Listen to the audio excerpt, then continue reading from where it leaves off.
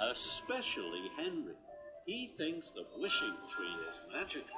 He whistles whenever he passes. One day, the Fat Controller arrived with some very bad news. A summer storm struck Sodor last night. The wishing tree was hit by lightning. All the engines were upset. Henry was the most upset of all. Some special woodsmen are arriving at Brendam Docks. Henry, you must take them to the wishing tree right away. Henry knew this was an important job. They have to be back at Brendam Docks by tea time. That's when their boat leaves. Yes, sir. And Henry puffed away as fast as he could. He chuffed towards Brendam Docks. At a junction, Henry decided to take the track that passed the wishing tree. Henry arrived at the wishing tree. It wasn't standing. Some leaves were gone and some branches were broken. Sometimes, Henry, special woodsmen have to cut trees down. Oh no! Now Henry was even more upset. Henry took the train to Brendam.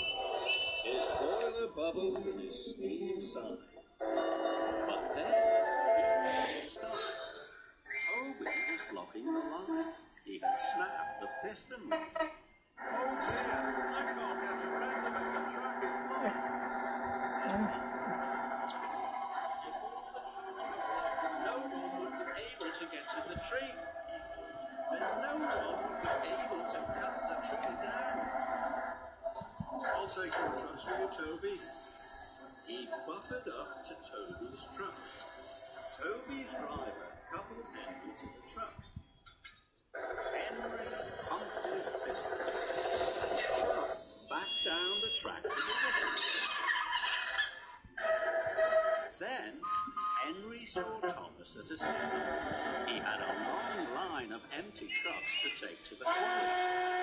I'll take your trucks for you, Thomas. Thomas happily agreed.